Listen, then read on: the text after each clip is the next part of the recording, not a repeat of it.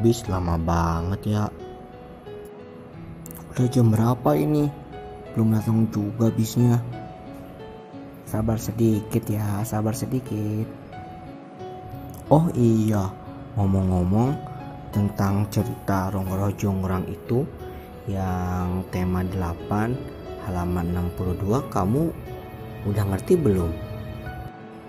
Oh, yang disukai Bandung Bondowoso ya, yang tamak itu yang menginginkan Roro Jonggrang sebagai permaisurinya kan, Oto? Ya bener Pan, tolong dong ceritain tentang Roro Jonggrang. Oke kawan, begini ceritanya. Roro Jonggrang adalah seorang putri dari kerajaan Prambanan. Raja Prambanan, ayah Roro Jonggrang, gugur dalam pertarungan melawan Bandung Bondowoso dari kerajaan Pengging. Akibatnya, Bandung Bondowoso menguasai kerajaan Prambanan. Bandung Bondowoso yang tamak menginginkan Roro Jonggrang sebagai permaisurinya. Roro Jonggrang yang tidak mau diperistri oleh Bandung Bondowoso pun mengajukan sebuah syarat. Aku bersedia menjadi permaisurimu, Bandung Bondowoso. Tetapi ada syarat yang harus kau penuhi.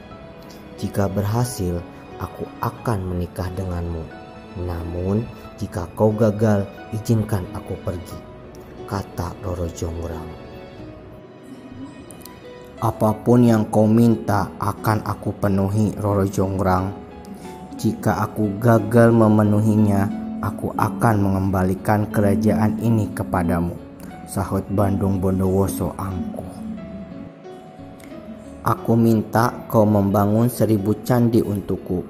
Semua harus selesai sebelum matahari terbit esok, sahut Roro Jonggrang. Baiklah, aku pasti berhasil memenuhi syarat yang kau buat, jawab Bandung Bondowoso angkuh.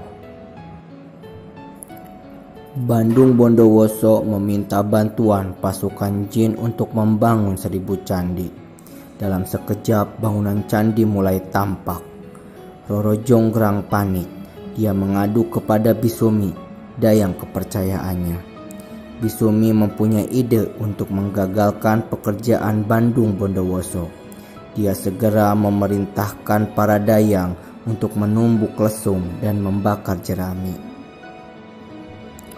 Suara lesung bertalu-talu dan semburat api yang memerah di langit membuat suasana seperti pagi hari.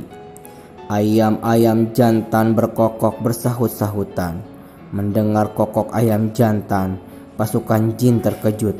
Hari sudah pagi, kami harus pergi, teriak pasukan jin sambil bergegas meninggalkan Bandung Bondowoso dan candi-candi yang telah mereka bangun. Roro Jonggrang mendatangi Bandung Bondowoso. Roro Jonggrang segera menghitung candi-candi yang sudah selesai. Candi-candi ini hanya ada 999, kurang 1 candi, kata Roro Jonggrang kepada Bandung Bondowoso. Bandung Bondowoso tidak percaya dengan perkataan Roro Jonggrang. Dia segera menghitung banyak candi dan ternyata memang benar, hanya ada 999 candi.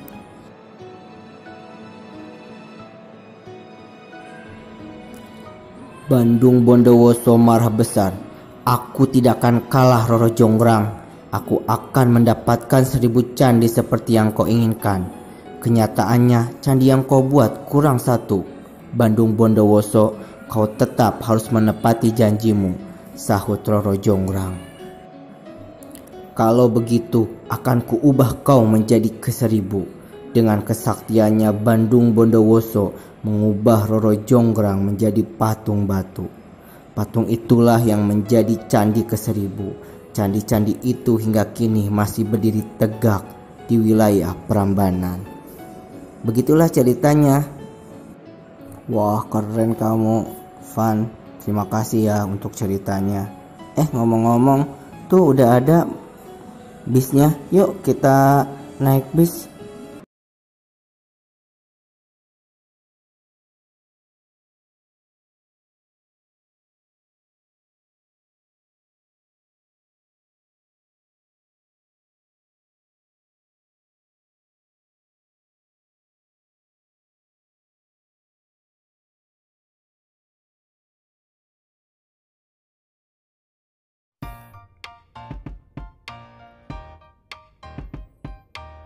Hari ini kita ke tema 8. Assalamualaikum warahmatullahi wabarakatuh. Selamat pagi, salam sejahtera untuk kita semua.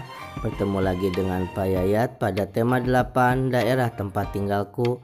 Subtema 2, keunikan daerah tempat tinggalku, muatan pelajaran bahasa Indonesia.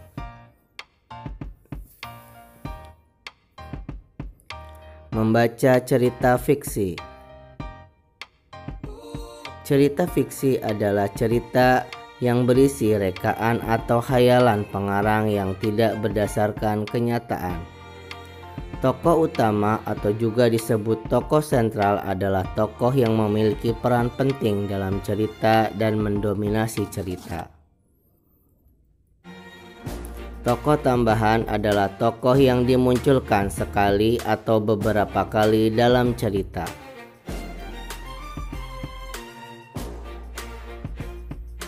Mengidentifikasi tokoh protagonis dan tokoh antagonis pada cerita fiksi. Tokoh protagonis merupakan tokoh utama yang memiliki karakter baik. Tokoh antagonis merupakan lawan dari protagonis atau tokoh yang memiliki karakter jahat. Dalam mengidentifikasi tokoh protagonis dan antagonis, kita harus melihat karakter dari masing-masing tokoh. Jika tokoh berkarakter baik merupakan tokoh protagonis, sedangkan jika tokoh berkarakter jahat maka tokoh tersebut merupakan tokoh antagonis.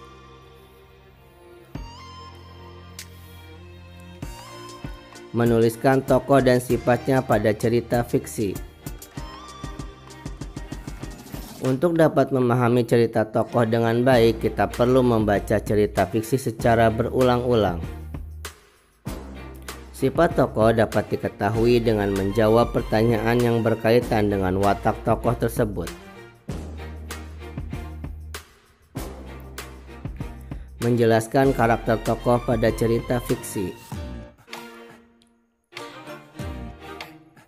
Untuk memudahkan mengingat dan menjelaskan karakter tokoh dalam cerita fiksi, kita dapat menuliskan nama-nama tokoh-tokoh tersebut.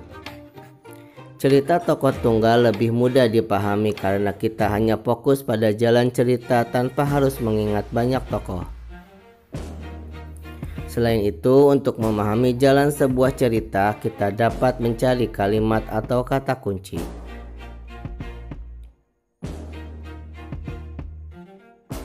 Menyebutkan tokoh protagonis dan antagonis dalam teks fiksi.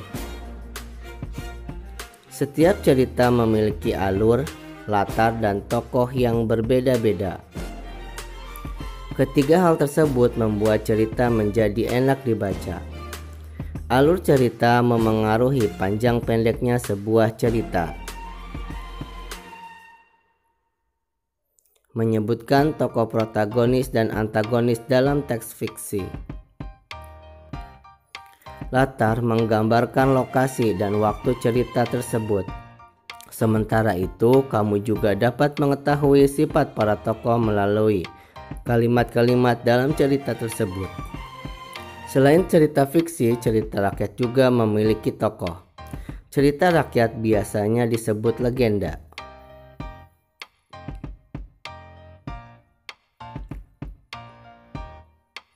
Menjelaskan hasil identifikasi jenis dan tokoh-tokoh dalam teks fiksi atau fabel. Fabel merupakan cerita fiksi yang tokoh utamanya adalah hewan yang mampu berbicara dan bertingkah seperti manusia. Dalam fabel, sifat-sifat manusia digambarkan oleh sifat-sifat hewan tertentu. Fabel memiliki jalan cerita yang sama seperti kehidupan manusia. menjelaskan hasil identifikasi jenis dan tokoh-tokoh dalam teks fiksi fabel.